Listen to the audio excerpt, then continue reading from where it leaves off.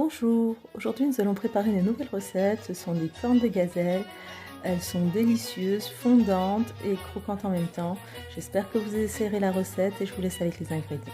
Pour préparer la pâte, il va nous falloir 250 g de farine, 75 g de beurre, une cuillère à soupe de sucre glace, 70 ml de fleur d'oranger et une petite cuillère de sel, plus une cuillère d'huile. Donc nous mettons dans notre saladier notre farine plus le sel et le sucre glace, le mélange beurre et huile, et nous allons sabler en fait notre pâte. Puis nous allons la ramasser avec la fleur d'oranger. Il faut la rajouter progressivement. Notre pâte ne doit pas être molle ni trop dure. On va la laisser reposer au moins une demi-heure.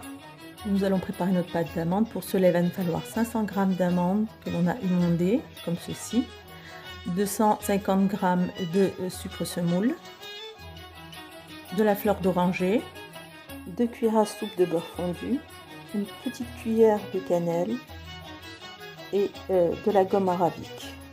3 boules de gomme arabique que j'ai pilées en fait avec un petit peu de sucre, une cuillère à soupe de glucose, du glucose.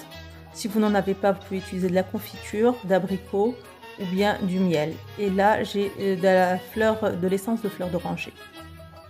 On va utiliser 1 à 2 gouttes. Donc là on va commencer par hacher nos amandes avec le sucre. La consistance doit être comme ceci. Puis nous allons rajouter notre cannelle, nos 2 cuillères à soupe de beurre, la gomme arabique et le glucose. Moi j'ai utilisé une cuillère à soupe. Puis 1 à 2 gouttes d'essence de fleur d'oranger et je commence à mettre une cuillère à peu près de fleur d'oranger. La consistance de la pâte est comme ceci. Je vais former des petits boudins de 16 g à peu près. J'ai laissé reposer donc ma pâte au moins une demi-heure par 3/4 d'heure et je vais commencer à l'étaler le plus fin possible. Donc je vais mettre mon petit boudin sur la pâte, le renfermer comme ceci, puis tirer vers moi, faire ce petit geste juste pour coller en fait le boudin avec la pâte et enlever tout l'air. Essayez de bien presser comme ceci pour enlever de l'air. Et puis avec un petit peu d'huile, on va commencer à former notre corne de gazelle en appuyant du bas et en remontant la pâte d'amande vers le haut, comme ceci. Il ne faut pas qu'il y ait des bulles d'air en fait, c'est ça qui fait exploser en fait la pâte. Voilà, on serre bien fort et on enlève tout l'air si possible. Voilà. Puis on va découper notre pâte comme ceci, tout en contournant en fait notre corne de gazelle, laissant à peu près un espace de quelques millimètres.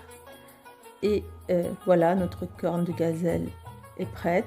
Je dispose mes cornes de gazelle sur une plaque de cuisson avec en dessous du papier cuisson et je vais laisser reposer toute une nuit.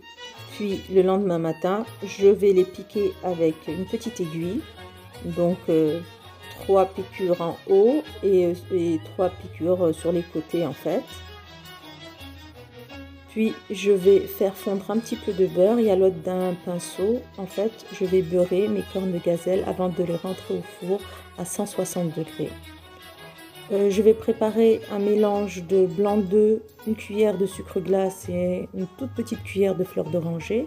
Et dès que en fait mes cornes de gazelle deviennent blanches comme ceci, je vais les sortir du four pendant qu'elles sont chaudes et mettre le mélange de blanc d'œuf et de sucre glace dessus.